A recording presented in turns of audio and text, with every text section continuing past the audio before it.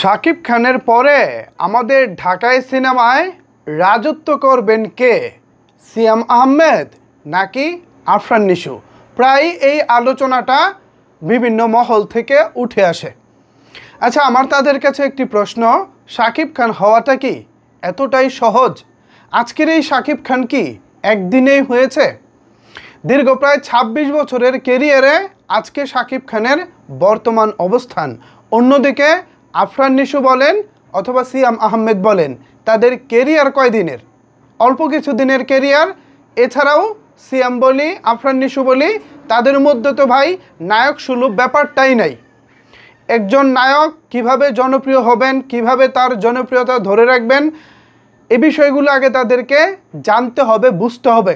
সিনেমার নায়ক হওয়া ভাই এত সহজ না। আমি আপনাদেরকে সর্বশেষ ঢাকায় সিনেমার জনপ্রিয় দুইজন নায়কের কথা বলবো। একজন ছিলেন আমাদের মান্না ভাই, অন্যজন এই মুহূর্তে রাজত্ব করতেছেন শাকিব খান। আপনারা কি কখনো দেখেছেন মান্না ভাইকে এভাবে প্রকাশ্যে সিনেমা হলগুলোতে ঘুরে বেড়াতে, যেমনটা এখন সিয়াম করতেছে, যেমনটা এখন আফরান নিশু করতেছে? দেখেননি। এমনকি শাকিব খানকে কি দেখেছেন কোনো সিনেমা হলে গিয়ে হৈ হুল্লোড় করতে, দর্শকদের সাথে বসে, মানে এখন যারা করে এরকম করতে? দেখেননি। শাকিব খান, মান্না ভাই বা অন্যান্য নায়ক যারা ছিলেন তারা জানেন সিনেমার নায়করা হচ্ছে স্টার। আর স্টার থাকে কোথায় জানেন? আকাশে। আকাশের চাঁদ আকাশেই ভালো লাগে। সিনেমার নায়কেরা সেম সেরকম। তারা ধরাছোঁয়ার বাইরে থাকবেন। তারা যদি পাবলিকলি সবার সামনে চলে আসে, তাহলে তাদেরকে দেখার জন্য মানুষ হলে যাবে কেন? এই ধরুন সিয়াম আহমেদকে 2018 সালে সিয়াম আহমেদের প্রথম সিনেমা পোড়ামন মুক্তি পায়, পোড়ামন 2। তো এই পোড়ামন 2 সিনেমাটা আমি নিজে হলে গিয়ে 3 বার দেখেছি। তখন আমার কাছে সিয়াম ছিল অধরা। সিয়াম নতুন নায়ক, দারুণ সিনেমা করেছেন। আমি কেন, অনেক বাংলা সিনেমা প্রেমী আছে যারা 2 বার 3 বার 4 বার করে পোড়ামন 2 দেখেছেন। কিন্তু এরপর সিয়ামের সিনেমাগুলো কোনো দর্শক বলতে পারবো যে টানা 3-4 বার করে দেখেছেন? আমার মনে হয় সিয়ামের যারা ভক্ত আছেন তারাও বলতে পারবো না যে তারা 2-3 বার করে দেখেছেন। সেম একই কথা বলা যায় আফরান নিশুর বেলায়। তিনি যখন নাটকে অভিনয় করেছেন, তখন আমরা যারা সাকিবিয়ান বা সাকিব ফ্যান ছিলাম, আমরাও কিন্তু আফরান নিশুকে প্রচণ্ড পছন্দ করতাম। কিন্তু তিনি এসেই শাকিব খানকে খোঁচা দিলেন, আমি তথাকথিত ওই হিরো না, আমি সো কল্ড ওই হিরো না, আমি এমন না যে বিয়ে করে বউ বাচ্চা লুকিয়ে রাখবো, নানা রকমের কথাবার্তা বলে আমাদের সাকিবিয়ানদের মনে যে আফরান নিশু বসবাস করেছিলেন, সেই আফরান নিশুটাও দূরে সরে গেল। এরপর তিনি যেটা করলেন, কখনো সিঙ্গেল হল, কখনো সিনেপ্লেক্স, এভাবে পুরোটা ঢাকা শহর চষে বেরিয়েছেন, দৌড়াদৌড়ি করেছেন।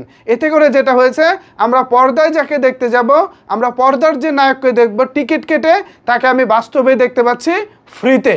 সো যাকে ফ্রিতে দেখা যায় তাকে আমরা টিকিট কেটে হলে দেখতে যাব কেন? কোনো মানে আছে কি, বা কোনো কারণ আছে কি?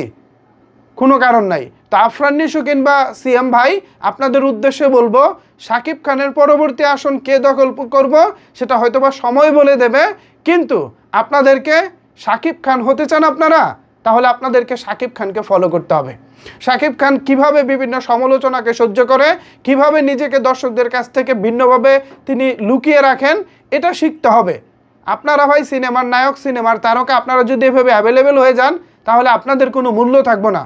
শাকিব খান কিভাবে নিজেকে এক্সক্লুসিভ রাখে সেটা আগে আপনারা শিখুন। তারপর আপনারা জনপ্রিয় হবেন কি হবেন না সেটা পরের বিষয়। আর সবচেয়ে বড় কথা, আপনাদেরকে ভাই কমার্শিয়াল সিনেমা করতে হবে। ওই আপার শ্রেণীর দর্শকদেরকে টার্গেট করে সিনেপ্লেক্সে 10টা 15টা 30টা শো হাউসফুল দিলেন, আর যারা সমগ্র বাংলাদেশে ম্যাচ পিপল যারা আছে, সাধারণ দর্শক যারা আছে, তাদেরকে আপনারা গুনাই ধরলেন না। এভাবে আপনারা স্টার সুপারস্টার হতে পারবেন না। সিনেমার নায়করা সবসময় হয়ে থাকে সাধারণ দর্শকদের। যতক্ষণ না আপনারা সাধারণ হতে পারবেন, ততক্ষণ আপনারা জনপ্রিয় হতে পারবেন না। এভাবে হয়তো সিনেমা করে যাবেন 2 বছর 3 বছর পর পর, সিনেপ্লেক্সে কিছুদিন চলবো, বাট সিঙ্গেল স্ক্রিনে দর্শক খুঁজে পাবেন না। এই বাস্তবতা থেকে আপনাদেরকে অবশ্যই বেরিয়ে আসতে হবে। সবার জন্য কমার্শিয়াল সিনেমা করতে হবে। হ্যাঁ, গতানুগতিক কমার্শিয়াল না, অবশ্যই কোয়ালিটিফুল কমার্শিয়াল সিনেমা করতে হবে।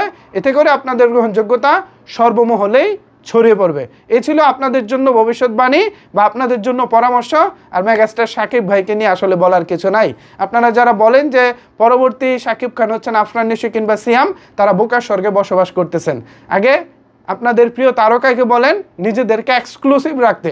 যতক্ষণ না এক্সক্লুসিভ রাখতে পারবেন, যতক্ষণ না দর্শকদের মনের মতো সিনেমা দিতে পারবেন, ততক্ষণ আপনারা শাকিব খান কেন আফরান নিশো বা সিয়ামই হতে পারবেন না। ধন্যবাদ সবাইকে এতক্ষণ আমার সাথে থাকার জন্য।